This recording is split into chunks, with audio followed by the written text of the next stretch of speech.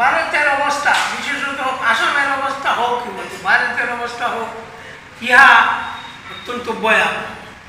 এই একজন সাংবাদিককে গিয়েছিল এসডিএফ একটি অ্যাপেক্স ব্যাংকের একটা ইয়ের জন্য, হিসাব নিকাশের জন্য তাকে ধরা হলো, তাকে জেলে দেওয়া হলো, শুনেছি তাকে বেল দেওয়া হয়েছে। আরেকটি কেসে নাকি তাকে, এই যদি চলে তা তো সামন্তবাদ হয়ে গেল, ধর্মনিরপেক্ষতা এবং গণতন্ত্র আর থাকলো। সুতরাং আমাদেরকে সজাগ হতে হবে। এই অবস্থা আজ আমার, কাল আপনার, পরশু তিনি, এরূপ অবস্থা হবে, ইয়া অত্যন্ত গর্হিত কার্য। আমরা ইয়ার নিন্দা করি। গণতন্ত্রের চতুর্থ স্তম্ভ হিসাবে সাংবাদিকদের ধরা হয় থাকে। যদি স্তম্ভের এই অবস্থা হয় তাহলে আমাদের অবস্থা কী হবে তাহা সহজেই অনুমেয়। এই জন্য আমি বলছি যে আমাদেরকে আমাদের দেশে এমন একটা বাতাবরণ সৃষ্টি করতে হবে যার দ্বারা মানুষের মধ্যে একটা মিলাপ্রীতি থাকে এবং একে অন্যের সঙ্গে আমরা সুন্দরভাবে চলতে পারি। আমাদের গোলাপলিতে বর্তমানে যে অবস্থা, এত সুন্দর অবস্থা চলছে, তাতে কিন্তু ব্রহ্মপুত্রের বলিতে হঠাৎ কী করে কী হলো জানি না। ইয়া নিশ্চয়ই ইয়া অন্য কিছু নয়, ইয়া রাজনৈতিক এক ব্যাপার।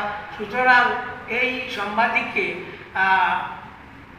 অ্যারেস্ট করে মানুষের মনে একটা কি যেন একটা ছাপিয়ে দেওয়া হয়েছে। দেখেছি, শুনেছি যে আরও অনেক মানুষ বিক্ষোভ প্রদর্শন করতে এবং পুলিশও এই বিক্ষোভকে অতি কষ্টভাবে এবং অতি নির্মমভাবে শেষ করার চেষ্টা, নির্মমভাবে এই যে বিক্ষোভকে হটানোর চেষ্টা করছে। ইহা অত্যন্ত গর্হিত কাজ। কারণ মানুষের যদি বাক স্বাধীনতা না থাকে, মানুষ যদি কিছু বলতে না পারে, তার যে মনের যে একটা ভাব আছে, সেই ভাবটা যদি সে এক্সপ্রেস করতে না পারে, তাহলে তো ইয়ে সাংঘাতিক কথা। এবং গণতন্ত্রের মধ্যে তো এটি হলো সব থেকে বড় জিনিস, একজনের ভুল করলে অন্যজন তা শুদ্ধ করে দেয়। এবং কোরআন ইসলামে হলাম তোজাকির একটা ওরা, তোমরা একজনে যদি ভুলে যাও তো অন্যজন তাকে মনে করিয়ে দেও। এই হলো গণতন্ত্র নিয়ম। এবং এই গণতন্ত্রের এই যে শব্দটা এসেছে যে আমরা যারা আছি, এইগুলো ভুল হলে, একজনের ভুল করলে, তা এই কোরআন শরীফ থেকে নেওয়া হয়েছে 1600 বছর আগে। কেউ স্বীকার করবে না করবে সেটা জানি না, তবে আমি বলছি এই যে অবস্থা, এই অবস্থাটা মুঠেই কাম্য নয়।